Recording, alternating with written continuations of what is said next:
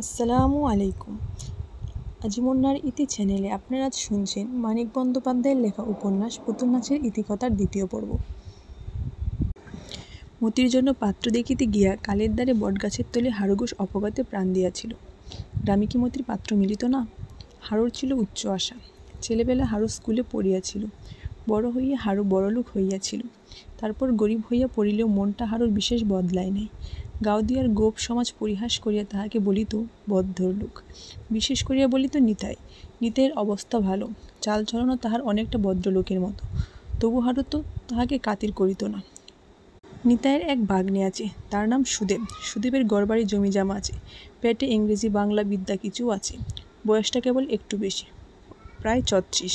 সুদেবের সঙ্গে মতির বিবাহ দিবার কত চেষ্টাই যে নিতাই করিয়াছিল বলিবার নয়। হারু রাজি হয় নাই। বাজিতপুরে মেট্রিকুলেশন পাস পাত্রটি দেখিতে গিয়া তাই না অকালে হারু স্বর্গে গেল। হারু নাই, হারুর ছেলে পরাণ বাপের মতো চালাকও নয়, গোয়ারও নয়। গাওদিয়ার গোপ সমাজ মতির বিবাহের জন্য আবার একটু ব্যস্ত হইয়া পড়িয়াছে। পরাণকে তাহারা অনেক কথা বুঝায়, বলে গায়ের মেয়ে গায়ে তাকাই তো ঠিক, জানাশোনা গড়ে দিলে মেয়ে সুখে থাকিবে। দুধ বেচা গোপের গড়েও তো বোনকে দিবার কথা তাহারা বলিতেছে না। সুদেবের গড় তো বনেদি গড়ের মতো। কেন দুমানা হচ্ছিস বলতো পরাণ? বাজিতপুরের ছেলেটা তো ফসকে গেছে। সুদেবের সঙ্গে মতির বিবাহ। রসালো ফলের মতো অমন কোমল রং যে মতির, প্রতিমার মতো অমন নিখুঁত মুখ। প্রস্তাবটা পরাণের পছন্দ হয় নাই, কিন্তু অত লোকের কাছে স্পষ্ট না বলিবার মতো মনের জোরও তাহার নাই। নিমরাজি হইয়া সে বলিয়াছে, বাড়িতে আর শশীর মত থাকিলে সে আপত্তি করিবে না। শশীর মতামতের প্রশ্নটা তাহারা পছন্দ করে নাই। নিতাই হাসিয়া বলিয়াছে, ছোটবাবু লোক ভালো, কিন্তু নিজের সমাজে হিতৈষী গণ্যমান্য লোক থাকতে ছোটবাবুকে মুরব্বি টাওরালে পড়ান, গড়ের কথায় পড়কে ডাকলে। আজ একজন বলিয়াছে, ছোটবাবু হরদম আসেন যান না বটে। এ কথাটা পছন্দ করে না পড়ায়। দুপক্ষের অপছন্দ শেষ পর্যন্ত কিসে গিয়া টিকিত বলা যায় না। কিন্তু হারুর আকস্মিক মৃত্যুর পর পরাণ বড় দমিয়া গিয়াছে। কলহ না করিয়া বাড়িতে অসুখে চুতা দিয়া সে চুটিয়া আসিয়াছে। মতির জ্বর কিন্তু কমিয়া গিয়াছে। বর্ষার গোড়ার দিকে তাহাকে ম্যালেরিয়ায় ধরিয়াছিল, কয়েকদিন ভালো থাকিয়াছে, আবার কাঁপিতে কাঁপিতে পড়িয়াছে জ্বরে। শশীর দামি কুইনাইন জ্বরটা একেবারে টেকাইতে পারে নাই।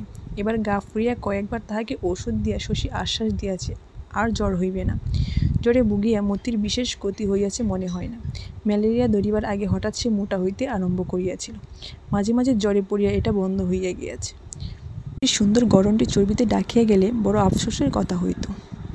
এখনও প্রতি সপ্তাহে মতিকে শশী একটা করিয়া ইঞ্জেকশন দেয়। সকালে বাড়িতে কে কজন রুগী আসে তাদের ব্যবস্থা করিয়া কালো ব্যাগটি হাতে করিয়া সে যখন হারু ঘোষের বাড়ি যায়, হয়তো তখন বেলা হইয়াছে, সমস্ত উঠান ভরিয়া গিয়াছে রোদে। মতির ভীত শুকনো মুখ দেখিয়া শশী হাসিয়া বলে, এতবার দিলাম, এখনও তোর ভয় গেল না মতি? কোন হাতে নিবি আজ? স্পিরিট দিয়া ঘষিলে মতির বাহুতে ময়লা ওঠে। শশী বলে, বড় নোংরা তুই মতি, গায়ে সাবান দিতে পারিস না? ইঞ্জেকশন দিয়া শশী দাওয়ায় বসি। পরাণ বলে, একটা পরামর্শ আছে ছোটবাবু। বিষয়টা মতির বিবাহ সংক্রান্ত শুনিয়া জাকিয়া বসিয়া একটা বিড়ি ধরায়। ছেলের ইশারায় মুকদা সরিয়া বসে। বুচিও আসিয়া ছেলে কুলে কাছে দাঁড়ায়। কুসুমকে দেখিতে না পাইয়া শশী মনে মনে আশ্চর্য হয়। পুবের বিটায় গড়কানাই ছায়াঘরের মধ্যে সংকুচিত হইয়া গিয়াছে। পরাণের কথা শুনিতে শুনিতে প্রতি মুহূর্তে শশী আশা করি পুবের ওই ঘরের ভিতর হইতে হয়তো দুচোখে গাঢ় স্তিমিত ছায়া সঞ্চয় করিয়া কুসুম হঠাৎ বাহির হইয়া আসিবে। পরমাত্মীয়দের এই সবাই এক প্রান্তে দাঁড়াইয়া থাকিবে পরের মতো। তার সাড়া না পাইয়া কুসুম যে কলসিটা তুলিয়া ঘাটে চলিয়া গিয়াছিল, শশী তাহা কেমন করিয়া জানিবে? পরাণের বক্তব্য শেষ হইয়া আসিলে কুসুম ভিজা কাপড়ে উঠানে রোদে গায়ে পায়ে দাগ আঁকিয়া পুবের ঘরের ছায়ার মধ্যে ডুবিয়া যায়। রান্নাঘরের পোড়া ডালের গন্ধে চারিদিকে বইয়া যাওয়ার পর ঘর হইতে সে আর বাহিরে হয় না। মুকদার রোর বাক্যশ্রুতি তারপর কিছুক্ষণের জন্য মতির বিবাহের সমস্যা বাসিয়া যায়। রান্নাঘরের খোলা দরজা দিয়া অপরাধী ডালের হাঁড়িটা উঠানে আসিয়া আশ্রাইয়া পড়িতে আজ যে আবার এ প্রসঙ্গ উঠিবে সে সম্ভাবনা থাকে না। শশী ভাবে সকলের কাছে কত বকাবকি বউটা না জানি শুনিবে। মুকদা, বুচি, মতি সকলেই হৈ হৈ করে। ওগর হইতে মুমূর্ষ পিসি চেঁচায়, কি হলো রে বুচি, কি হলো রে মতি? চুপ করিয়া তাকে শশী। সকলকে চুপ করাইতে গিয়া পরাণ হল্লা আরও বাড়ায়। কিন্তু কি নির্বিকার কুসুম! রাগের মাথায় ডালের হাঁড়িটা সে উঠানে ছুঁড়িয়া দিয়াছে। সে হাসি মুখে বাহিরে আসে। দাঁড়াই শশীর সামনে, বলে, জ্বর এলো নাকি? দেখুন দেখি ছোটবাবু। শশী নাড়ি ধরিয়া বলে, জ্বর আসেনি বউ, মাথা ধরেছে যে। কতক্ষণ ধরে জলে ডুবিয়েছ, তুমিই জানো মাথার দোষ কি?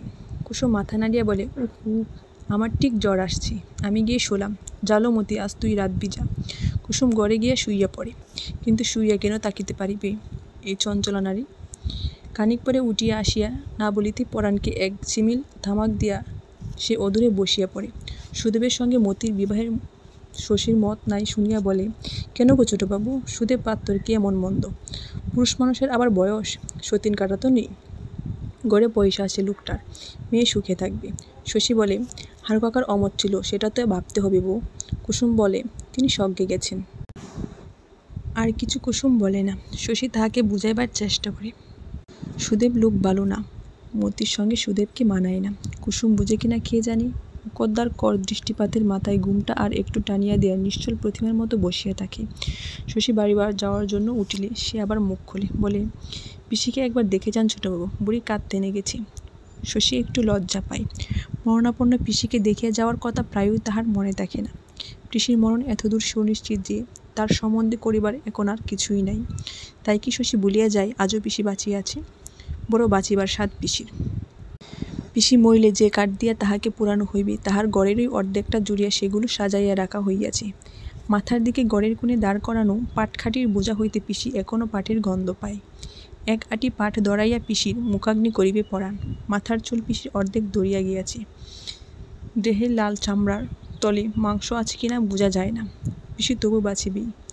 চুপি চুপি সে শশীকে বলে, ও বাবা শশী, বই দেখে ঔষধ দিও বাবা, দামি ঔষধ দিও। দামের জন্য ভেবো না বাবা, সেরে উঠি, ওষুধের দাম তোমার আমি মিটিয়ে দেব। বলে, আমার যা কিছু আছে সব তোমাকে দিয়ে যাব, তুমি ভালো করে আমার চিকিৎসা করো। তবু শশী প্রায়ই ভুলিয়ে যায় পিসি বাঁচিয়া আছে। ইঞ্জেকশন দেবার সময় প্রত্যেকবার শশী মতিকে বলিয়াছে, আর তোর জ্বর হবে না মতি। শশীর আশ্বাস সত্য হইলে এবছরের মতো মতিকে ম্যালেরিয়া ছাড়িয়াছে। ওদিকে যামিনী কবিরাজের বউ, শশী যাহাকে সেন দিদি বলিয়া ডাকে, পড়িয়াছে জ্বরে। যামিনী কবিরাজ বিখ্যাত কবিরাজ। বহু দূরবর্তী গ্রামে তাহাকে চিকিৎসার জন্য ডাকা হয়। সিদ্ধির পাতা মিশাল দিয়া যামিনী যে চবনপ্রাশ প্রস্তুত করে তাহা নিয়মিত সেবন করিলে বৃদ্ধের দেহে যুবাণের শক্তির সঞ্চার হয়। মরিয়া গেলেও যামিনীর মকরদব্জ রোগীর দেহে জীবন আনিয়া দিতে পারে। তারপর এই জীবনকে ধরিয়া রাখিবার জন্য যামিনীরই আদি ও অকৃত্রিম আবিষ্কার মহাকপিলাদি বটিকা সেবন করা বিধেয়।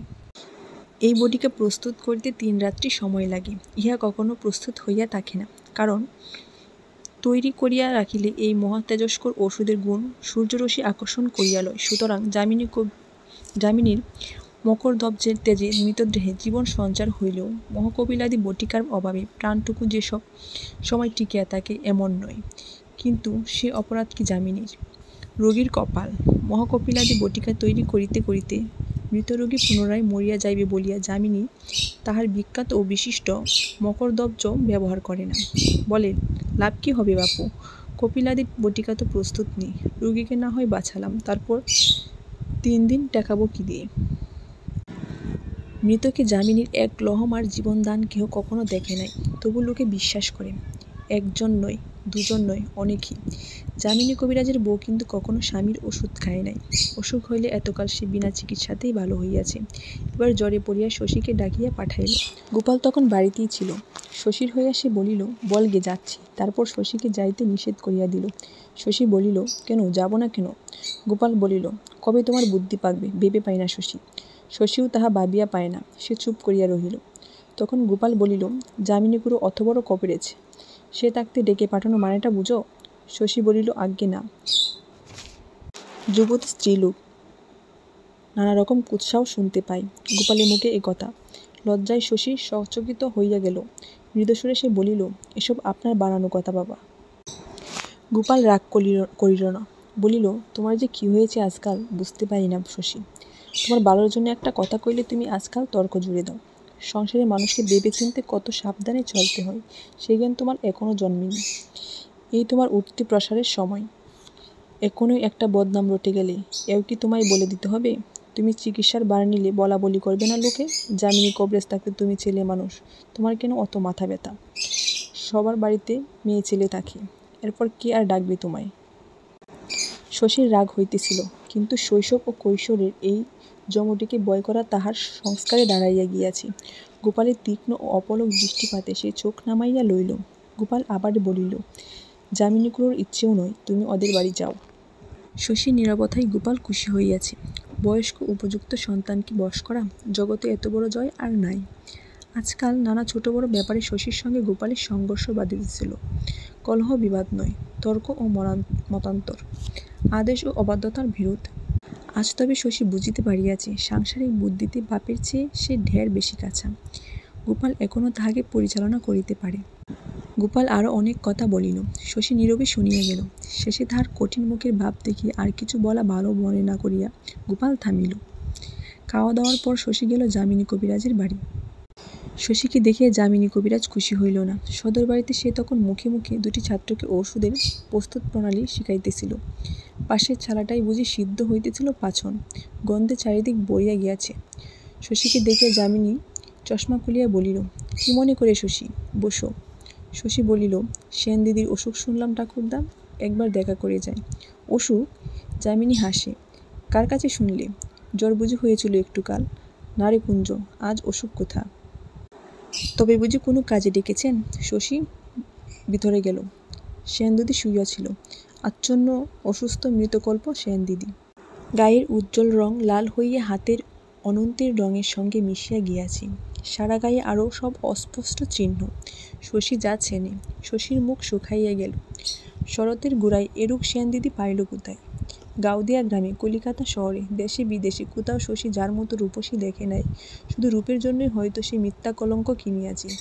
একই রূপ ধরিয়াছে তাহাকে। শশীর ডাক শুনিয়া যামিনী কবিরাজের বউ চোখ মেলিয়া তাকাইয়া কাঁদিতে কাঁদিতে বলিল, তুমি এতদিন এসেছো শশী? আমি যে মরতে বসেছি শশী। কি অসুখ করেছে কিছু জানি না, জ্বরে অচৈতন্য হয়ে থাকি, গায়ের ব্যথা সইতে পারি না। আমি কবর পাইনি সেন দিদি, কাকে দিয়ে কবর পাঠাবো? কেউ কি আসে আমার কাছে? সেন দিদি চোখ মেলিতে পারে না, চোখের কোণ দিয়া জল গড়াইয়া পড়ে। শশী বিছানায় বসে সেন দিদির গায়ের তাপ পরীক্ষা করে, কি করিবে ভাবিয়া পায় না। যামিনী অসুখের কথা গোপন করিবার চেষ্টা করিয়াছিল। এ পর্যন্ত চিকিৎসারও হয়তো কোনো ব্যবস্থা হয় নাই। আজকাল তাহার কি হইয়াছিল? সেন দিদির কবর লইত না কেন? এই মলিন দুর্গন্ধ চাদরে আজ কতদিন না জানি তাহার সেন দিদি বিনা চিকিৎসায় পড়িয়া আছে। এতটুকু সেবা করিবারও কেহ নাই তার। শশী কিছু বুঝিতে পারে না। যে রূপের জন্য পৃথিবীর লোক উন্মাদ, স্ত্রীর সে সৌন্দর্য মানুষ তপস্যা করিয়া পায় না, যামিনী তাই পাইয়াছে। বুড়া বয়সে সে তো স্ত্রীর দাস হইয়া থাকিবে। কি জন্য তাহার এই বিকৃত নিষ্ঠুর অবহেলা কে জানে? হয়তো সীতা আর হেলেন আর ক্লিওপেট্রার মতো যার অসাধারণ রূপ, তাকে ঘিরিয়া খাপছাড়া কাণ্ডই ঘটিতে থাকে জগতে। খানিক পরে যামিনী ঘরে আসিল, বুক ভার করিয়া বলিল, এখনো তুমি বসে আছো শশী? আমি ভাবলাম তুমি বুঝি চলে গেছো। শশী বলিল, ঠাকুরদা বাইরে আসুন একবার। বাইরে গিয়া বলিল, সেন দিদির অসুখ কি আপনি ধরতে পারেননি ঠাকুরদা? যামিনী কবিরাজ বলিল, হাসির কথা বললে বটে শশী, 40 বছর কবিরাজি করছি, 3টে জেলায় যামিনী কবিরাজের নাম জানে না এমন লোক নেই। আমায় তুমি সুদুচ্চ রোগ ধরতে পারিনি? এক নজর থাকালে রোগ নির্ণয় হয়। ওর হয়েছে ম্যালেরিয়া। ম্যালেরিয়া নয় ঠাকুরদা, বসন্ত। শশী বলিল, হ্যাঁ বসন্ত, শরৎকালে বসন্ত, বলিল যামিনী কবিরাজ। বলিল বটে, যামিনীর মুখে কালি পড়িয়াছে কিসের? শশীর কাছে যামিনী যেন অভিমান করিতেছে, একটা পাণ্ডুর বয় আর কালো চিন্তার রাশিকে গোপন করবার অভিনয়। শশী কড়া সুরে বলিল, আমি সেন দিদির চিকিৎসার বার নিলাম ঠাকুরদা। ছি ছি, আজ পর্যন্ত কিছুই করেননি, তাই নাকি আমার ওষুধ? শশী ঘরে গিয়া বসিল। কি ভাবিয়া যামিনী ঘরের মধ্যে গিয়া দাঁড়াইয়া রহিল। শশী দারুণ বিপন্ন বোধ করিতেছিল, আর বিষণ্ণতা। কয়েকদিন আগে সাতগ্রাসে একটি বসন্তের রোগী দেখিতে গিয়াছিল। তাহাকে শশী বাঁচাইতে পারে নাই, বাঁচাইবার চেষ্টাও সে করিতে পারে নাই। তাকে ডাকা হইয়াছিল একেবারে শেষ মুহূর্তে। শেষ পর্যন্ত রোগীর চিকিৎসা করিয়াছিল সাতগার কবিরাজ যামিনীর পূর্বতন ছাত্র ভূপতিচরণ। শশীর হঠাৎ মনে পড়িয়াছে, সেই রোগীটি মারা যাইবার পর যামিনী হাসিয়া বলিয়াছিল, আমার ছাত্র যাকে চারপত্র দিয়াছে তাকে বাঁচাবে শশী, আমাদের শশী। শশী প্রাণ দিয়া সেন দিদির চিকিৎসা ও সেবা আরম্ভ করিল। অন্য রোগীরা তাহাকে ডাকিয়াও পায় না। বাড়িতে কারো জ্বর-জ্বালা হইলে চোখের পলকে পরীক্ষা শেষ করিয়া সে ওষুধ দেয়, না বলিলে আর খবর নেয় না। বন্ধু-বান্ধব, আত্মীয়-স্বজন সকলকে সে অবহেলা করে। যায় না হারুবশীর বাড়ি বিনা কাজে অথবা মতিকে ইঞ্জেকশন দিতে। কুসুম ভাবিল, শশী বুঝি রাগ করিয়াছে। তালবনের তালপুকুরে পদ্ম তুলিতে গিয়া মতি আশা করিতে লাগিল, ছোটবাবু আজ নিশ্চয়ই আসবে, ছোটবাবুকে একডালা পদ্ম দেব। কিন্তু কুসুমের মনে শশীর উপর রাগ কমিল না। মতির পদ্মফুলের বিচি দিয়া রাঁধা হইল তরকারি। শুধু সেনদিদি ব্যবস্থা করিতে হইলে শশী হয়তো চারিদিকে তাকানোর সময় পাইত না। চিকিৎসা আরম্ভ করিয়া এ বাড়িতে গোপালের এবং ও বাড়িতে যামিনীর উপদেশ, সমালোচনা ও বাধাদানের বহরে সে বিপন্ন ও বিব্রত হইয়া রহিল। ব্যাপারটা সে ভালো বুঝিতে পারে না। সময় সময় তাহার মনে হয় তাহার চিকিৎসায় ওদের শ্রদ্ধা নাই। এ কথাটা এমনইভাবে প্রকারান্তরে তাহাকে জানাইয়া দেওয়া হইতেছে, কিন্তু চিকিৎসার আর কোনো ব্যবস্থাও তো নাই। ভালো হোক মন্দ হোক, তার চিকিৎসাকে চাটিয়া ফেলার মধ্যে যুক্তি আছে কোনোখানে? আমার ওষুধ খায় না বলিয়া যামিনী নিজে চিকিৎসা করিতে রাজি নয়। ওরা মারিয়া ফেলিতে চায় নাকি সেনদিদিকে? তাই বা কেন চাহিবে? তাছাড়া যামিনীর এই লজ্জাকর পাগলামিতে গোপাল এভাবে সাহায্য করিতেছে কেন? তার স্বার্থ কী? ব্যাপার যতই রহস্যময় হোক, শশী একা সেনদিদির 3টি জমের সঙ্গে লড়াই করিতে লাগিল। যামিনীকে সে জিজ্ঞাসা করে, বড় গোল শিশির ওষুধ কি হলো ঠাকুরদা? যামিনী বলে, 3 দাগ ছিল না, খাইয়ে দিয়েছি। কি যে সব ঔষধ তোমার শশী, সব ঔষধে হয় মদ নয় সিরাপের গন্ধ। শশী সবয়ে বলে, খাইয়ে দিয়েছেন? গোল শিশির ওষুধটা খাইয়ে দিয়েছেন?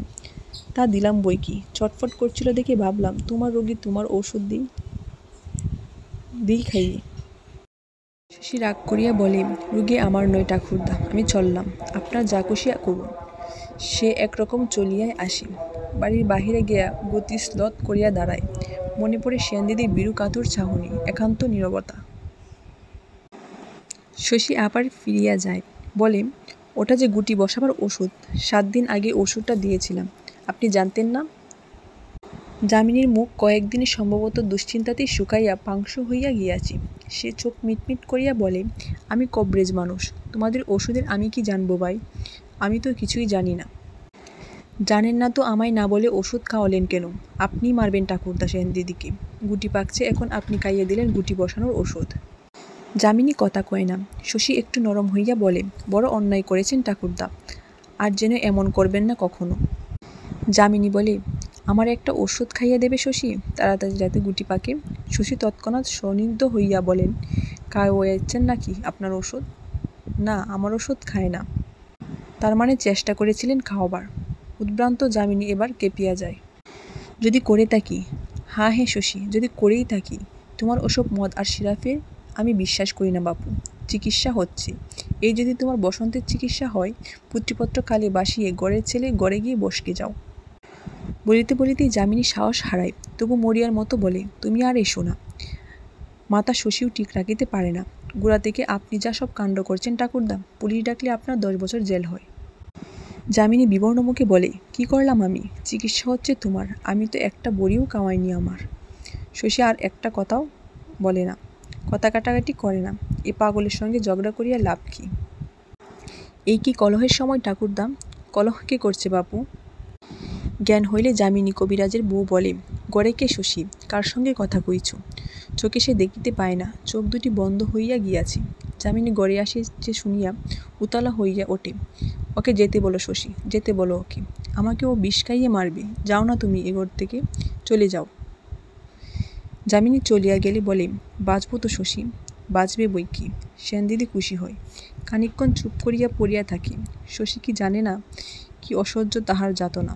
সেনদিদির সহ্যশক্তি দেখিয়া বিস্ময় মানে শশী। নালিশ নাই, কাতরানি নাই, মাঝে মাঝে শুধু জিজ্ঞাসা করে, বাঁচিবে কি না। সেনদিদি বলে, এত গাটাগাটি করছো, তোমার তো ভয় নেই বাবা। কিসের ভয়? 6 মাস আগে টিকে নিয়েছি। তখন সেনদিদি বলে, ধরতে গেলে তুমি তো আমার ছেলেই, পেটের ছেলের চেয়ে তোমাকে বেশি ভালোবাসি শশী। কথাটা শশীকে বিচলিত করিয়া দেয়। সেনদিদি তাকে ভালোবাসে, সে তা জানে, 12 বছর বয়স হইতেই জানে। কথাটা বলিবার ভঙ্গি তাহাকে অভিভূত করিয়া রাখে। কেমন একটা বালকত্বের অনুভূতি হয় এক অসুস্থা গ্রাম্য নারীর আবেগপ্লুত কথায়। পেটের ছেলে চেয়ে ভালোবাসি, এ কথার অর্থ কী? সেনদিদির তো ছেলে মেয়ে হয় নাই কখন। একদিন সেনদিদি শিয়রে সারা রাত জাগিয়া ভোরবেলা বাড়ি ফেরার সময় বাড়ির সামনে শিউলি গাছটার তলায় মতিকে শশী ফুল কুড়াইতে দেখিল। শশী যায় না বলিয়া মতি বুঝি ব্যাপার বুঝিতে আসিয়াছে। শিউলি গাছটা জাগিয়া ফুল জড়াইয়া দিয়া শশী জিজ্ঞাসা করিল, তুই কবে টিকে নিয়েছিলি রে মতি? টিকে নিইনি তো। নিসনি কেন? টিকে নিতে কি হয়েছিল? দাঁড়া, আজ তোদের বাড়ি শুদ্ধ সকলকেই টিকে দিয়ে আসবো। পাড়ায় বসন্ত হয়েছে, খবর রাখিস। মতি অবিশ্বাসের হাসি হাসিয়া বলিল, টিকে নিলে কি হবে? মা শেতলার কৃপা হবার হলে হবেই গো ছোটবাবু, হবেই। তোর মাতা হবে। শিশিরে এক পশলা বৃষ্টির মতো চারিদিক ভিজিয়া আছে। মতির বিবর্ণ পাড় শাড়ি আধভেজা কাপড়ের মতো কোমল দেখাইতেছিল। শশীর মনে হয় শাড়ির নমনীয় স্পর্শে মতি বাড়ি আরাম পাইতেছে। সকালবেলা রাত জাগা চোখে মতিকে যেন তার বয়সের চেয়ে অনেক বড় মনে হইতে লাগিল। ওকে দেখিতে দেখিতে সকালবেলা বিড়ি টানার আলস্য আরও মিষ্টি লাগিল শশীর। মতি বলতেছিল, বউ বলে আপনি সাহেব মানুষ, ঠাকুর দেবতা মানেন না, সত্যি ছোটবাবু? না, সত্যি নয়, ঠাকুর দেবতা খুব মানি। শুনিয়া মতি যেন স্বস্তি পাইল। বউ আপনার নামে যা তা বলে। কি বলে? মতি মুচকাইয়া হাসিল। কত কি বলে। শশী হাসিয়া বলিল, তুইও তো বলিস মতি, পরাণের বউ হয়তো তোর কাছ থেকেই বলতে শিখেছে। আমি আপনার নামে বলি? আমি যদি আপনার নামে কিছু বলে থাকি আমার যেন অলাউটা হয়। হয় হয় হয়, 3 সত্যি করলাম, ভগবান শোনো। শশী অবাক হইয়া বলিল, তুই তো আচ্ছারি মতি, সকালবেলা ফুল তুলতে তুলতে অলাউটার নাম করছিস। মতি এবার রাগ করিয়া বলিল, আমার যেন হয়। রোদ উঠিলে মতি বাড়ি গেল। শশী ভাবিল, এমন গেও স্বভাব, দেখতে তো গেও নয়। আর মতি ভাবিল, শেষের দিকে ছোটবাবু আমাকে কি করে দেখছিল? আমাকে দেখতে দেখতে কী ভাবছিল ছোটবাবু? হারুবশের বাড়ির সামনে বেগুন গাছগুলি এমন সতেজ, কয়েকটি গাছে কচি কচি বেগুনও ধরিয়াছে। বড়গড়ের পাশ দিয়া পিছনের মাঠে তাকাইলে অনেক দূরে কুয়াশা দেখা যায়। দূরত্ব যেন দুয়াটে হইয়া আছে, কুয়াশা মিছে। মতি তৃপ্তি বোধ করে। সকালবেলার সোনালি রোদে তাহার চোখের সীমানায় গ্রামখানি দেখিতে অপূর্ব হইয়া উঠিয়াছে বলিয়া নয়, প্রকৃতিকে, তাদের এই গ্রামের প্রকৃতিকে মতি এত বেশি করিয়া চেনে যে আকাশের রামধনু ছাড়া তাহার চোখ, তাহার মন কোথাও রং খুঁজিয়া পায় না।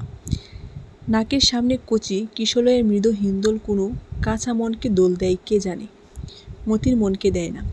সর্বাঙ্গে শুভ্রতায় তালগাছের রহস্যময় ছায়া মাখিয়া মাখিয়া তালপুকুরের গভীর কালো জলে হাঁস সাঁতার দেয়। তাদের গায়ে টেকিয়া লাল ও সাদা শাপলাগুলি জলে ডুবিয়া ভাসিয়া ওঠে। চারদিকে তীর বড়িয়া কলমি শাকের ফুলগুলি বাতাসে যেন কেমন করিতে থাকে। আকাশে ভাসে উজ্জ্বল সাদা মেঘ আর বন্য কপোতের ঝাঁক। শালিক পাখি উড়িবার সময় হঠাৎ শীষ দেয়। অল্প দূরে কতটা পাখি পাঠশালা বসে।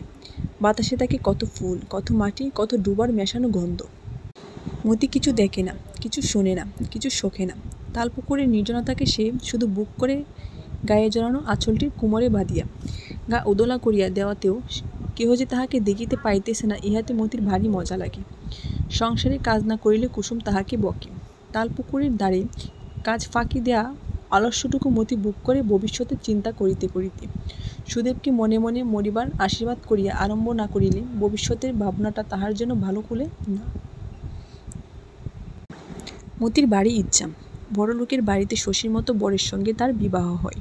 কাজ নাই, বকুনি নাই, কলহ নাই, নোংরামি নাই, বাড়ির সকলে সর্বদা পরিষ্কার পরিচ্ছন্ন থাকে, মিষ্টি মিষ্টি কথা বলে, হাসে, তাসপাশা খেলে, কলের গান বাজায়, আর আর বাড়ির বউকে খালি আদর করে।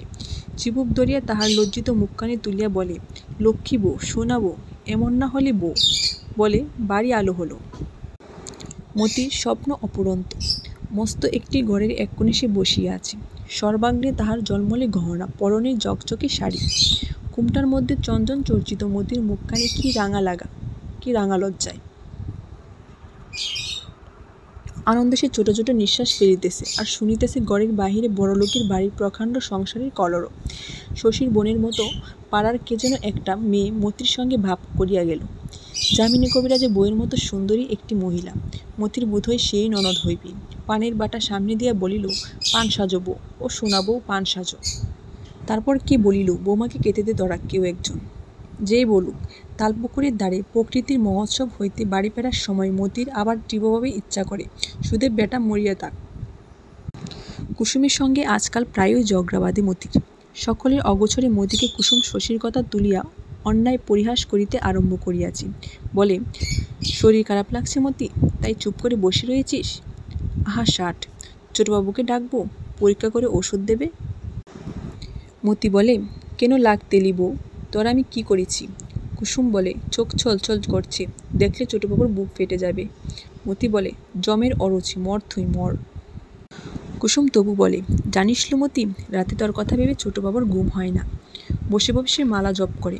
মতি মতি মতি, সুদেবের সঙ্গে তোর নিকি হয়ে গেলে ছোটবাবু তাল পুকুরে ডুবে আত্মহত্যা করবে। তুই তাল পুকুরে ডুবে মরে শাকচুন্নি হয়ে থাক। মতি স্থান ত্যাগ করিতে যায়, কুসুমের সঙ্গে সে কথাই পারিবে কেন? কুসুম তাহাকে রেহাই দেয় না। কপ করিয়া মতির হাতটা সে ধরিয়া ফেলে, মুখের কাছে মুখ লইয়া গিয়া অপলক চোখে তাহার স্থির রাখিয়া কথাগুলিকে দাঁতে দাঁত কাটিয়া বলে, লজ্জা নেই তোর? এত বড় ধেরে মেয়ে তুই, লজ্জা নেই তোর? পেটে ভাত ছুটে না, গয়লার মুখ্য মেয়ে তুই, ছোটবাবুর তুলনায় তুই ছোট লোক ছাড়া খেয়ে, অত জোর পাকা কিসের?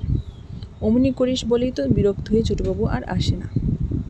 তারপর মতি কুসুমের হাত দেয় কামড়াইয়া, তাহাকে ছাড়িয়া দিয়া দংশিত হাতখানা ঘুরাইয়া ফিরাইয়া কুসুম দাঁতের দাগগুলো ভালো করিয়া দেখে। কামড়ালি আমাকে, তুই কামড়ালি? দাঁড়া তোর আমি কি করি দেখ। কি করিবি কুসুম, তাহার কি করিবি? বুক দুরু দুরু করে মতি। ছোটবাবুকে যদি বলিয়া দেয়? মতির মনে হয় সে কুসুমের হাত কামড়াইয়া দিয়াছে শুনিলে ছোটবাবু ভয়ানক রাগ করিবে। খানিক পরেই সে কুসুমের আশেপাশে ঘোরাফেরা আরম্ভ করিয়া দেয়।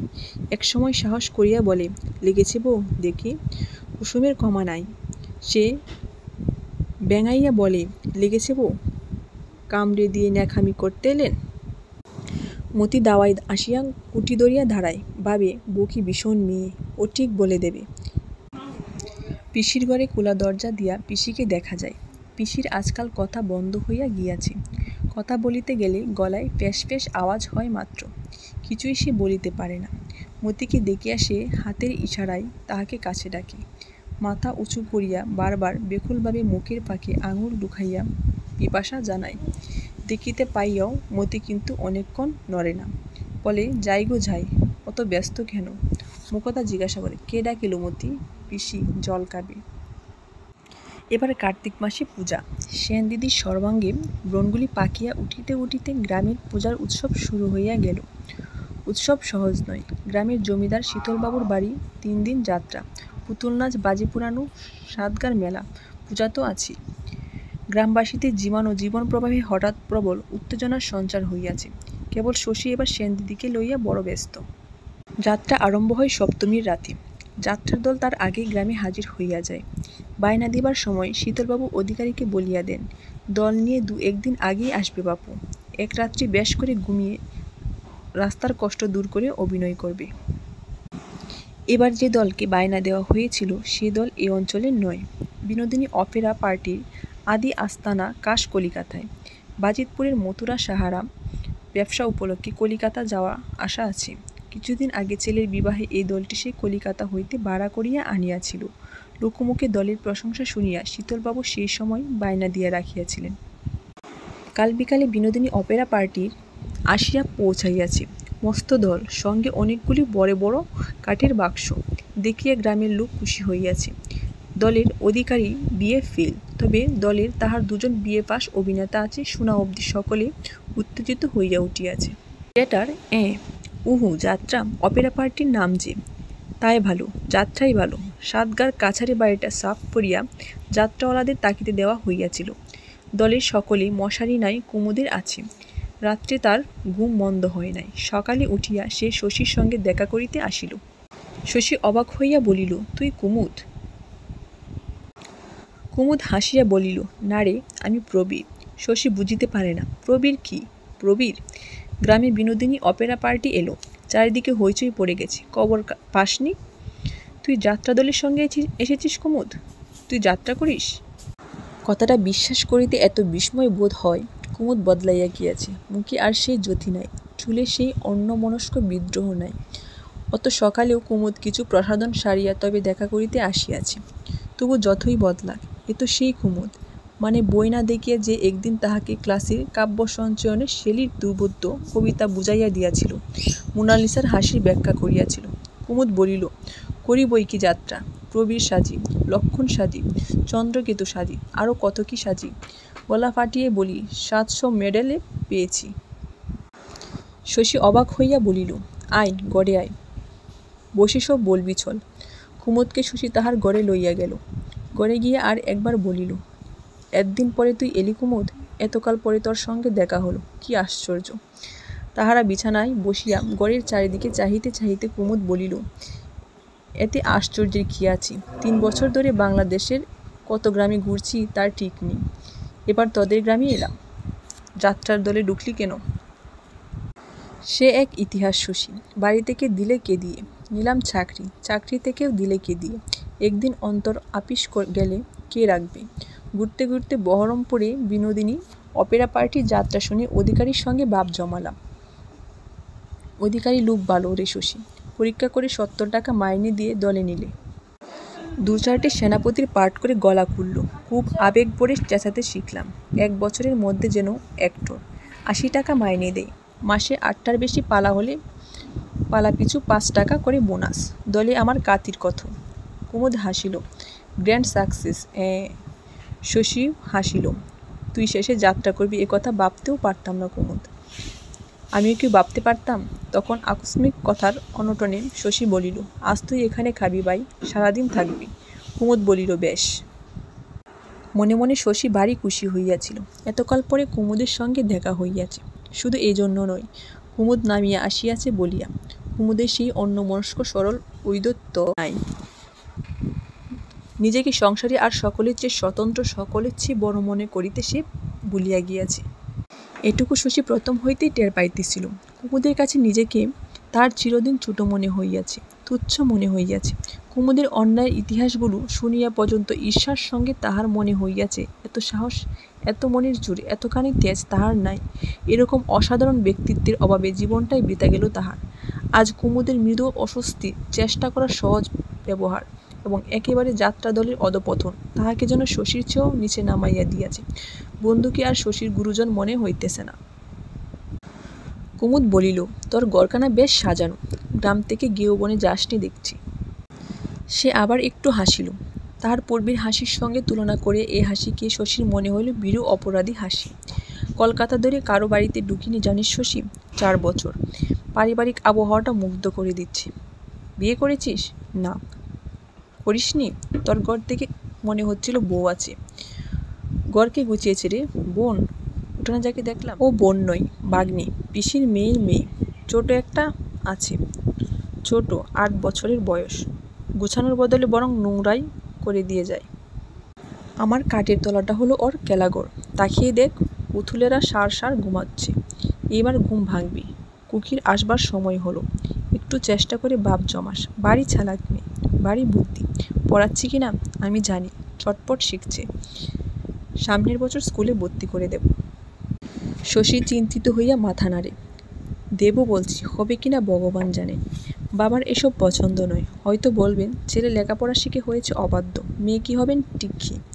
স্কুলে তুলে দিয়ে কাজ নেই বাপু, শেখা, বাড়িতেই শেখা। কুমুদ শশীর মুখের ভাব লক্ষ্য করিতেছিল, বলিল, বুঝিয়ে দিস, আজকাল মেয়েদের স্কুলে না দিলে চলে না। বুঝিয়ে বাবাকে? বাবা শেখেলে। কথা বদলাইয়া বলিল, গড়কে গোছাই বলছিলি, লোকের অভাব কি? এ হলো বাংলাদেশ, একজন রোজগার করে 10 জন খায়। ঘর গোছাবার লোকের অভাব নেই। তবে বন্ধুকে শশীর চোখ টানিল, নিজের ঘর আমি নিজেই গুছাই। শশীকে যামিনী কবিরাজের বউয়ের কাছে যাইতে হইবে। এই কর্তব্য অবহেলা করিবার উপায় ছিল না। বন্ধুকে কইয়ের মুয়া আর চন্দ্রপুলি খাওয়াইয়া শশী বিদায় লইল। গ্রামে পর্দা প্রথা শিথিল, কিন্তু সে গ্রামেরই চেনা মানুষের জন্য। শশীর বাড়ির মেয়েরা সকালবেলা অন্তঃপুরে পাক খায়। কুমুদ উৎসুক দৃষ্টিতে খোলা দরজা দিয়া প্রকাণ্ড সংসারটির গতিবিধি যতটা পারে দেখতেছিল। খানিক পরে ছোট একটি ছেলে আসিয়া দরজাটা বেজাইয়া দিয়া গেল। কুমুদ আহত হইয়া ভাবিল, আমি তো ওদের দেখিনি, ওদের কাজ দেখছিলাম যে আমি। সকলে মিলে কি রচনা করছে তাই দেখছিলাম। জামাটা গাইয়ে দিয়া কুমুদ বেড়াইতে বাহির হইয়া গেল। একটা পরিবারের গোপন মর্মস্পন্দন দেখিয়া ফেলার অপরাধ একা একা অন্তঃপুরের একটা ঘরে বসে সহ্য করা কঠিন। বাড়ি হইতে বাহির হইয়া পড়িয়া কুমুদের চোখ পড়িল হারুঘোষের বাড়ির পিছনে তালবনের ওপাশে উঁচু মাটির টেলাটির দিকে। সে সেই দিকে চলিতে আরম্ভ করিল। জীবনে সে যত পুণ্য অর্জন করিয়াছে তার পাপের হিসাবটা আজ এখানকার মতো দরিয়া তালবনের গভীর নির্জনতায় হঠাৎ তাহার পুরস্কার কে দিল মানুষের বুদ্ধিতে তাহার বিশ্লেষণ নাই। হয়তো শশীর বাড়ির মেয়েরা অকারণে তাহাকে যে লাঞ্ছনা দিয়াছিল, জীবনের নিরপেক্ষ দেবতা বুড়ের বাতাস, পাখির কলরব আর ঋজু তালগাছগুলির পহরায় রক্ষিত যুগান্তরে পুরাতন নিবৃত শান্তির উপলক্ষে ক্ষতিপূরণ করিলেন। এত সহজে সেন্টিমেন্টাল করিয়া দিতে পারে না। একটি সুখী পরিবারের অন্তঃপুর ছাড়া পৃথিবীতে এমন স্থান আছে কুমুদ তাহা জানিত না। এত কি কুমুদ জানিত, এই যে অহেতুকী আনন্দ তাহার মৃত্যুরই শেষ ভূমিকা। তালপুকুরের দ্বারে পৌঁছিয়া হঠাৎ তাহার মনে হইল কি একটা রবারের মতো নরম জিনিস পা পড়িয়াছে। চোখের পলকে হলুদ রঙের নরম জিনিসটার মুখ মাটি হইতে উঠিয়া আসিয়া হাঁটুর কাছে কামড়াইয়া ধরিল। লেজের দিকটা জড়াইয়া গেল তাহার পায়ে। কুমুদ জীবনে কত পাপ করিয়াছে, পরিমাণ তার কম নয়। অল্প একটু পুণ্যের কয়েক মিনিটব্যাপী অসাধারণ পুরস্কারের পর এই তাহার শাস্তি। গাড় ধরিয়া সাপের মাথাটা কুমুদ হাঁটু হইতে ছিনাইয়া লইল। সাপ সাপ শুনিয়া আগে আসিল মতি, ভিজা শরীরে শুকনো কাপড়টা কোনোমতে জড়াইয়া। কুসুম ওভাবে ছুটিতে পারে না, তাহার আসিতে দেরি হইল। সাপ দেখিয়া মতি বলিল, ও তো ডোরা সাপ, জলে থাকে, ওর বিষ নেই। কুমুদের মৃত্যুভয় প্রবল। কুসুম আসিয়া সায় না দেওয়া পর্যন্ত মতির কথা সে বিশ্বাস করিল না।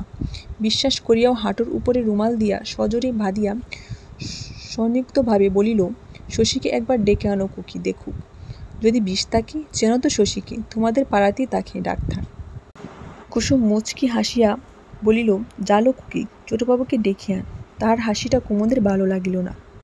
ছোটবাবুর কে হন? খানিক পরে কুসুমের এ কথার জবাবে সে তাই সংক্ষেপে শুধু বলিল, কেউ না, বন্ধু। ছোটবাবু আমাদের বলতে গেলে একরকম আপনার লোক, দুবেলা আসেন। এ কথা শুনিয়া কুসুমকে হঠাৎ আত্মীয়াজ্ঞান করিয়া বসিবার মতো মনের অবস্থা কুমুদের ছিল না। সে বলিল, ডোরা সাপের বিষ থাকে না কেন? সব সাপেরও কি বিষ থাকে? ডোরা হলো জলের সাপ, আমায় একবার কামড়েছিল, হয়তো ওই সাপটাই হবে।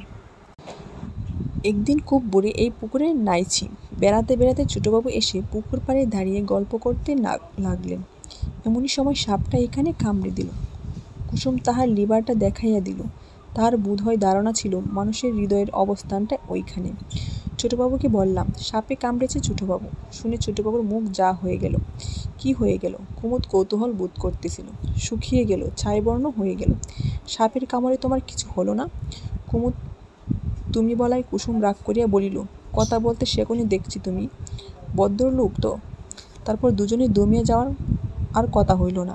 তালগাছগুলি নিঃশব্দে দাঁড়াইয়া রহিল। একটা মাছরাঙা চুপ করিয়া তালপুকুরে আছড়াইয়া পড়িল। দুপুরবেলাটা বন্ধুর সঙ্গে গল্প করিয়া কাটাইয়া বেলা পড়িয়া আসিলে কুমুদ বিদায় গ্রহণ করিল। সকাল সকাল পালা শুরু হবে। যাবি তো শশী? যাব বইকি, নিশ্চয়ই যাব।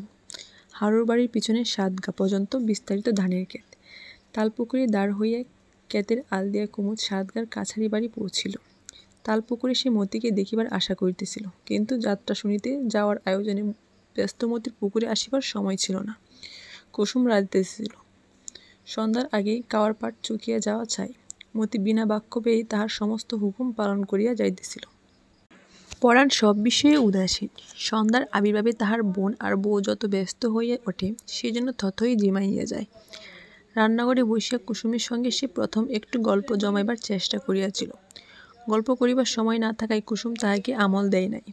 দাওয়ায় বসে হুকা টানগে না বাপ, মেয়ে মানুষের আঁচল ধরা পুরুষকে আমি দু চোখে দেখতে পারি না।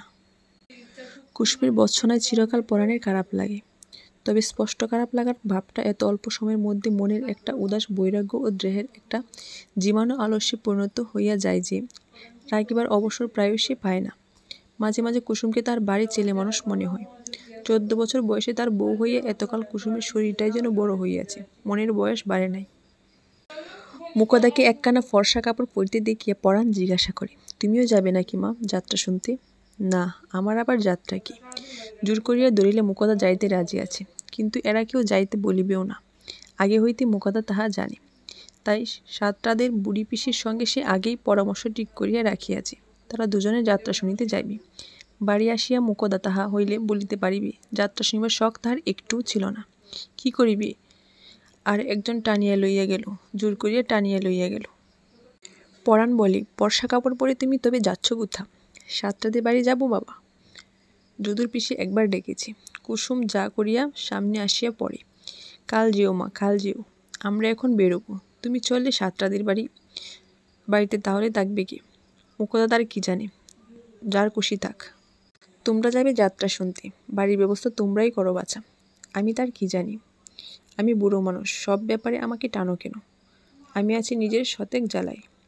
কুসুম রাগিয়া বলে, জ্বালা বাবু সংসারে সবারই যা আছে, ঘরে বসে জ্বললেই হয়।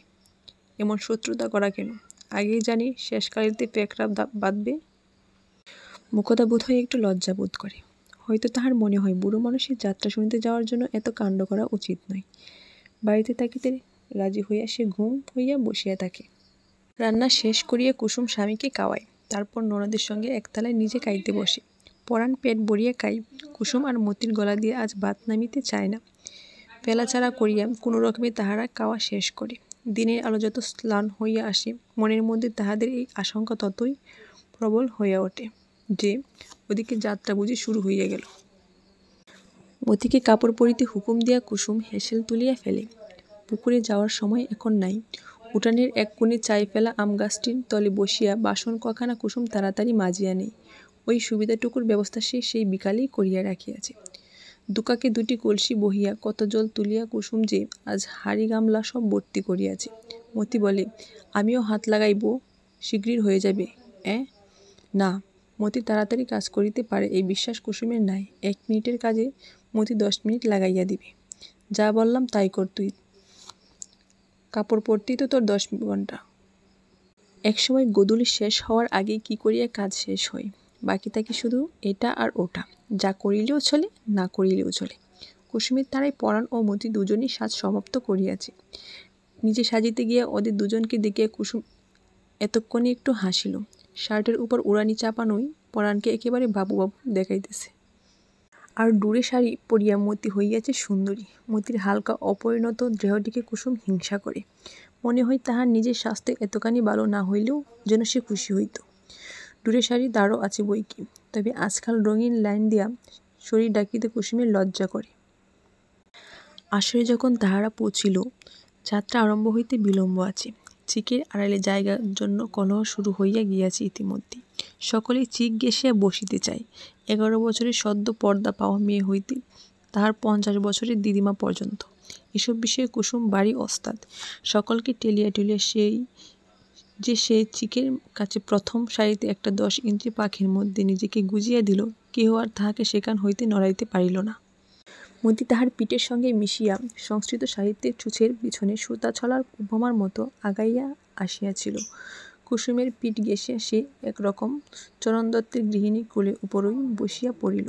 চরণ দত্তের গৃহিণী তাহাকে টেলিতে আরম্ভ করাই কুসুমের কোমর সে জড়াইয়া ধরিল প্রাণপণে। কুসুম মুখ ফিরাইয়া চোখ রাঙাইয়া চরণ দত্তের গৃহিণীকে বলিল, মেয়েটাকে ঠেলছ কেন গা? কেন ঠেলছ? গাল দিলে ভালো হবে? সরে বসো, জায়গা দাও। সবাই বসবে, সবাই দেখবে। তোমার একার জন্য তো যাত্রা নয়। কুসুমকে মতির এত ভালো লাগিল, কুসুমের কাছে মতি এত কৃতজ্ঞতা বোধ করিল। যাত্রা শুরু হওয়ার একটু আগে কুসুম বলিল, ওই দেখ মতি, ছোটবাবু। দেখেছি, এত লোক, এত আলো, এত শব্দ, মতির নেশা লাগিয়া গিয়াছিল। পাট করা মুগার চাদরটি কাঁধে দেওয়ায় শশীকে ভারী বাবু দেখাইতেছে। সে আসরে আসিয়া দাঁড়ানো মাত্র মতি তাহাকে দেখিতে পাইয়াছিল। স্বয়ং শীতলবাবু তাহাকে ডাকিয়া কাছে বসাইলেন। দেখিয়া শশীর সম্মানে মতিরও সম্মানের সীমা নাই। শামিয়ানার তলা বড়িয়া গিয়া খোলা আকাশের নিচে পর্যন্ত লোক জমিয়াছে। দুজন স্থূলকায়া গৃহিণীর মাঝে পড়িয়া মতির গরম বোধ হইতেছিল।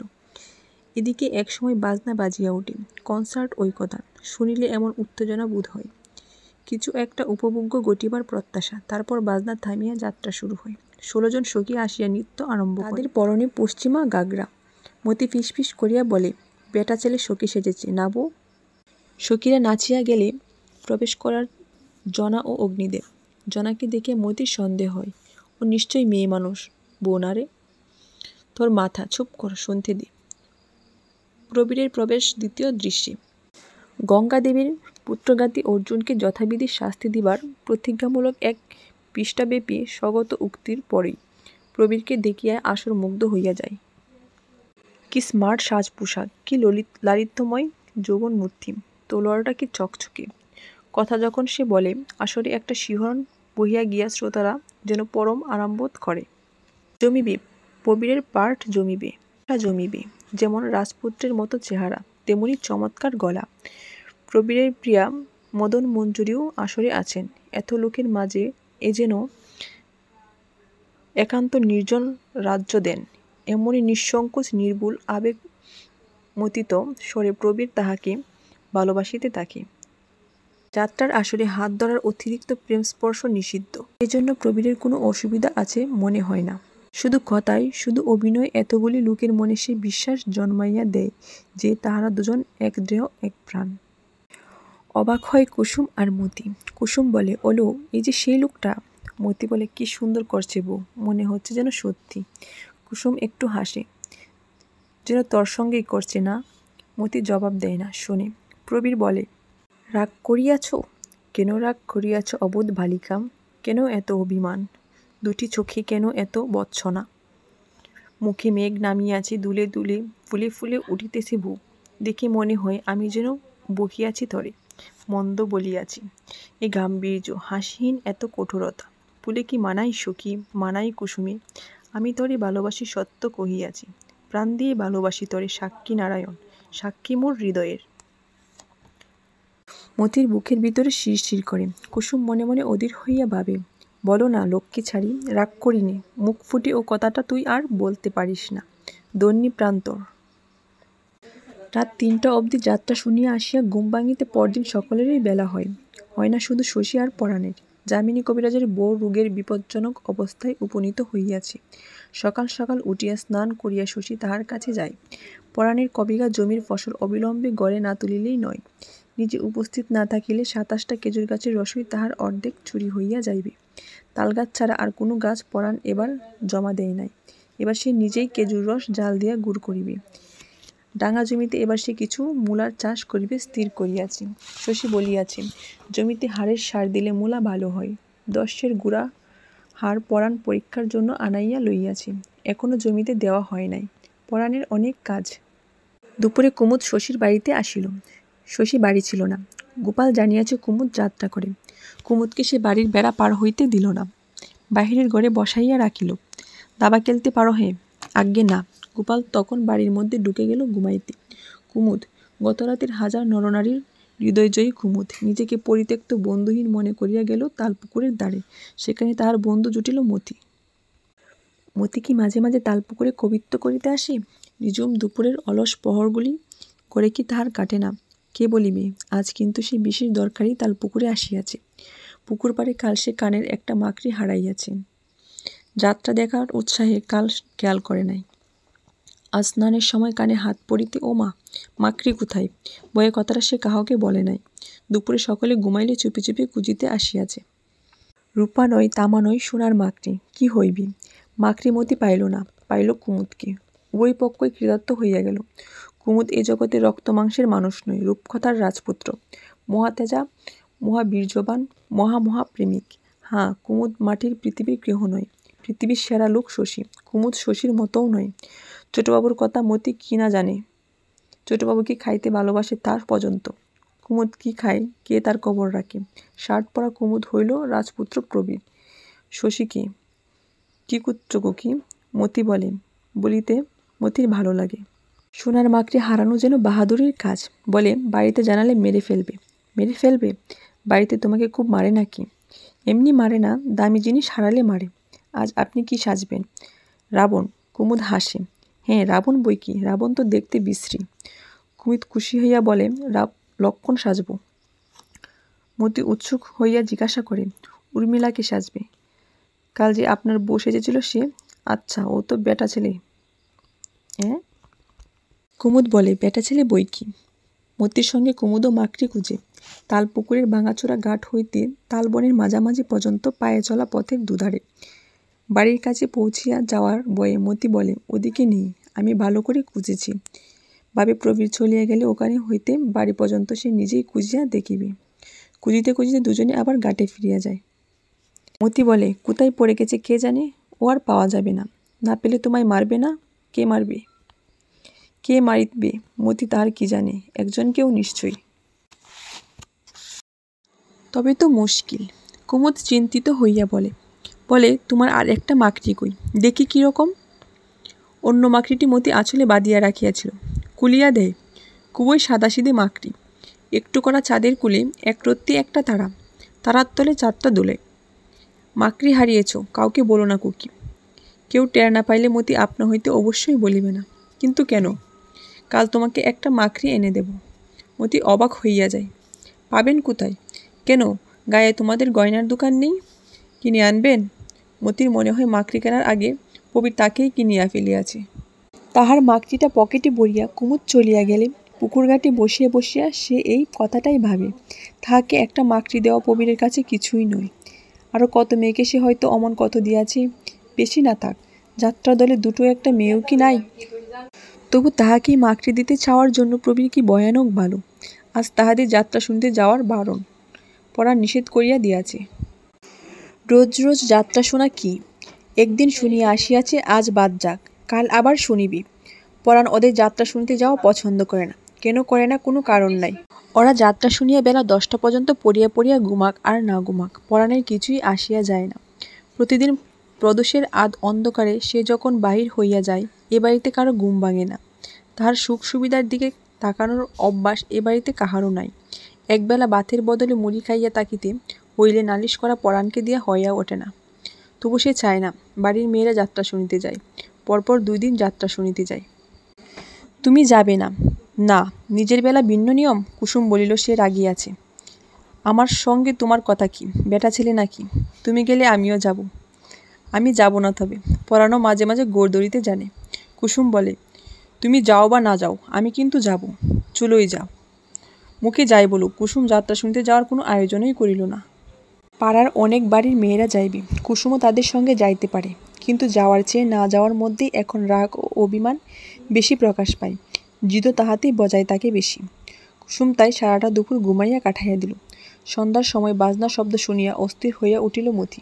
প্রবীর আজ লক্ষণ সাজিবে, কিরকম না জানি আজ দেখাইবে তাহাকে। পারিলে মতি একাই চলিয়া যাইত। 2 বছর আগেও এমন সে গিয়াছে, এখন আর সেটা সম্ভব নয়। 2 বছরের মধ্যে সে যে কি ভয়ানক বড় হইয়া গিয়াছে ভাবিলেও মতির চমক লাগে। কিন্তু কি করা যায়? অমন করিয়া বাজনা বাজিতে থাকিলে গড়েও টেকা অসম্ভব। একসময় কুসুমকে সে বলিল, যাত্রা নাই শুনে ঠাকুর দেখে আসি, চল না বউ। পরাণ দাওয়ায় বসিয়া অর্থ সমস্যার কথা ভাবিতেছিল।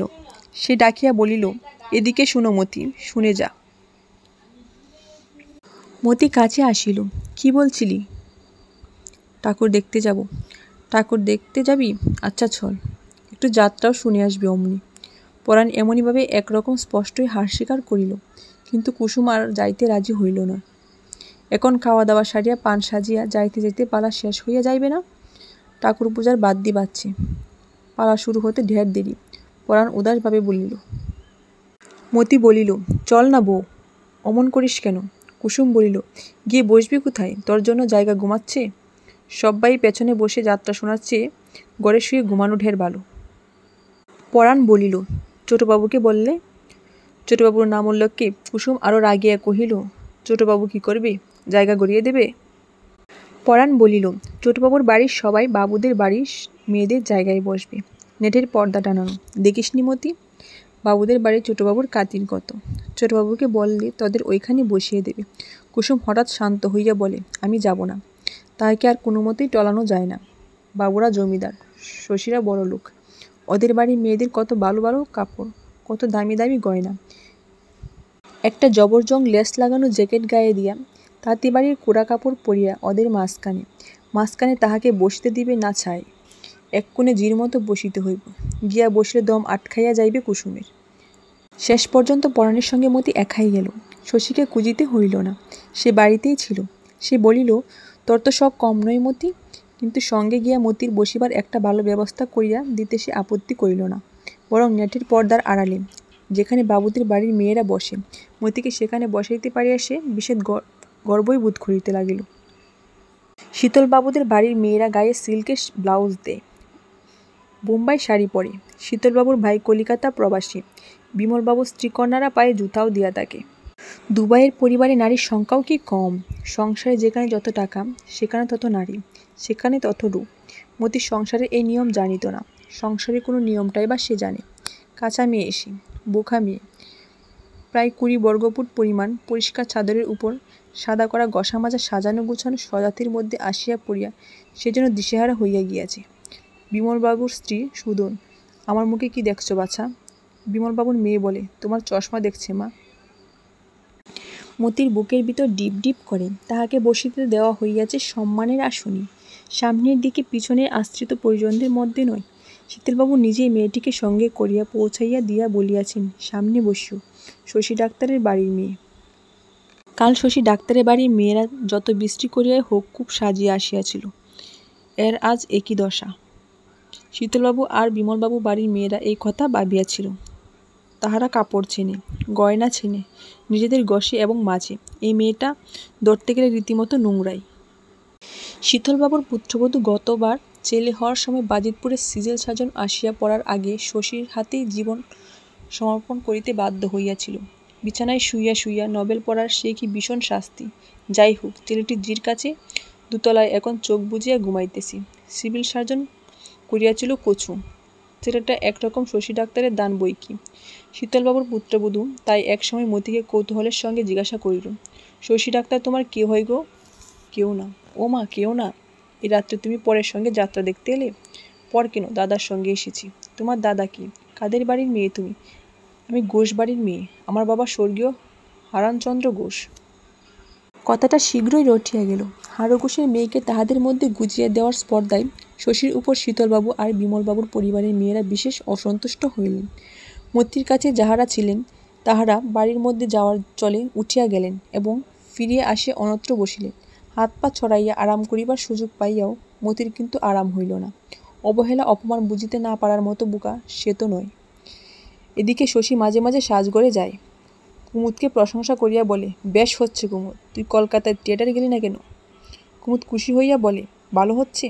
14 বছর উপোস করতে হয়েছে ভাই, তবু এখনও বৌদিকে রাবণের হাত থেকে উদ্ধার করতে পারিনি। অযোধ্যায় ফিরিয়ে নিয়ে গিয়ে দাদাকে রাজা করতে পারলে বাঁচি। কুমুদ হাসি। খানিক পরে অশোকবন থেকে বৌদিকে আনতে যাব। রাবণবধ হতে বেশি দেরি নেই, সে সিনটা দেখিস। হ্যাঁ রে, তোদের গায়ে গয়নার দোকান আছে? শশী বলিল, গয়নার দোকান? গয়নার দোকান কোথায় পাবো? দুটো শ্যাকরার দোকান আছে, ফরমাস দিলে গয়না তৈরি করে দেবে। ছোটো ছোটো দুটো একটা গয়না হয়তো সময় সময় তৈরি করেও রাখতে হয়তো। দোকান করার মতো কিছুই নয়। গয়না কিনবি নাকি? কিনবো। আমি? কেন, গয়না কিনবো কেন? শশী একটু বিচলিত হয়। কুমুদ গয়নার দোকানের কথা জিজ্ঞাসা করিয়াছে কেন? তাও এক কথা বলিতে বলিতে হঠাৎ জিজ্ঞাসা করিয়াছে, কি ভাবিতেছে ও? শশী ভাবে, সৃষ্টি ছাড়া গোয়ার ছেলে, জগতে এমন কাজ নাই যা ও করে নাই, ওই সব করিয়াই যেন সুখ পায়। কিন্তু গয়নার দোকানের খবর নেই কেন? শশী আরও ভাবে যে খবর লইতে হইবে বিনোদিনী অপেরা পার্টি বাজিতপুরে অভিনয় করার সময় সেখানকার কোন গয়নার দোকানে কিছু রটি আছে নাকি। শশীর মনের মধ্যে সন্দেহটা কচকচ করিয়া বেঁধে বইকি। সে মনে করে বইকি যে, আচ্ছা পাগল সে, এ কি কথা, এও কি কখনো হয়? তবু সে ভাবিয়া রাখে, বাজিতপুরের গয়নার দোকানের গত 2 মাসের কুশল কালই জানিবার চেষ্টা করিবে। এ অন্যায় কাজটা করিবার আগাম প্রায়শ্চিত্ত হিসেবে রাত 12টার সময় বাড়ি ফেরার আগে কুমুদকে সে পরদিন দুপুরে তাহার ওখানে আহারের নিমন্ত্রণ করিয়া যায়। পরাণকে বলে, মতিকে এবার বাড়ি নিয়ে যাও না পরাণ, কত রাত জাগবে। পরাণেরও ঘুম পাইয়াছে, সে বলে, যাবে কি? কিন্তু মতি ডাকিবা মাত্র চলিয়া আসে। আজ যাত্রা শুনিতে তাহার ভালো লাগতেছিল না। সে কাঁচা মনে বিনা কারণেই সর্বদা আনন্দ বইয়া থাকে। কোনো একটা তুচ্ছ উপলক্ষে মনে যাহার উত্তেজিত সুখ হয়, শীতলবাবু আর বিমলবাবুর পরিবারের মেয়েরা যাত্রা শোনা উৎসাহ তাহার নষ্ট করিয়া দিয়াছে। মতি যেন চুরি করিয়া বাড়ি ফিরিল। তবু কি সুন্দর ওই মেয়ে মানুষগুলি, এক একজন যেন এক একটি ছবি। হাড়গোশ যেখানে বজ্রাঘাতে মরিয়াছিল সেখানটা বিষাক্ত সাপের আস্তানা। হাড়গোশের বাড়ির কাছে তালবনের সাপগুলির বিষ নাই। বিষ নাই? কুমুদকে যে সাপটা কামড়াইয়াছিল সেটার বিষ ছিল না, সেটা জলের সাপ, ডোরা সাপ। কিন্তু তালবনের সব সাপ কি জলের সাপ? সব সাপ কি ডোরা সাপ? কে বলিবে? মতি তাহা জানে না। শেষ পর্যন্ত তাহাকে স্বীকার করিতে হয় যে অন্য সাপে কামড়ালে হয়তো যেতেন মরে। মতির দোকানে দুটি মাকড়ি দুলে, মাকড়ি দুটি চাঁদ দুটির কোলে একরতি তারা দুটিও দুলে। কুমুদ নিজের হাতে তাহাকে মাকড়ি পরাইয়া দিয়াছে।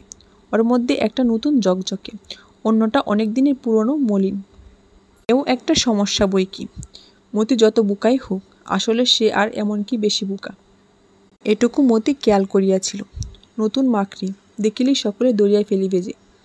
সে বলিবে কি, কৈফিয়ত দিবে কি। রাজপুত্র প্রবীর দুপুরবেলা তালপুকুরের দ্বারে মাকড়িটি নিজের হাতে তাহার কানে পরাইয়া দিয়াছে শুনিলে বাড়িতে তাহাকে আর আস্ত রাখিবে না। কুমুদ এই সমস্যার মীমাংসা করিয়া দিয়াছি। বাড়ি যাওয়ার আগে, বাড়ি যেন মতির কত দূর, কান হইতে দুটা মাকড়ি মতি কুলিয়া ফেলিবে। রাত্রে তেঁতুল মাখাইয়া রাখিয়া দিয়া সকালে সুরা দিলা মাজিলে দুটি মাকড়ি মনে হইবে মাজিয়া গসিয়া পরিষ্কার করা পুরনো মাকড়ি। জিজ্ঞাসা করিলে মতি বলিবে, সাফ করেছি, তেঁতুল দিয়ে আর সুরা দিয়ে। মতি এই কথা বলিবে, এই সত্য কথাটা। কুমুদের বুদ্ধি দেখিয়া মতি অবাক হইয়া গিয়াছে। অন্য সাপে কামড়ালে মরে যেতাম, আমি মরে গেলে তুমি কি করতে? আমি কি করতাম, কি জানি কি করতাম। কাঁচা মেয়ে, একেবারেই কাঁচা মেয়ে, কিন্তু মনে মনে মতি সবই জানে। কি জানে না সে? সেদিন কুমুদ সাপের কামড়ে মরিয়া গেলে সে কিছুই করিত না 1 নম্বর। মতি এটা জানে। 2 নম্বর সে জানে, কুমুদ শুনিতে চায় সে মরিয়া গেলে মতি একটু কাঁদিত। মতি এত কথা জানে না, সে কিছু করিত না এই সত্য কথা, আর সে যে একটু কাঁদিত এই মিথ্যা কথা, এর কোনোটাই সে বলিতে নাই। এও যদি মতি না জানিবে, মধ্যবর্তী ও জবাবটা দিয়া সে অজ্ঞতার বান করিল কেন? তবু যত হিসাবই ধরা যাক, মতি কাঁচা মেয়েই।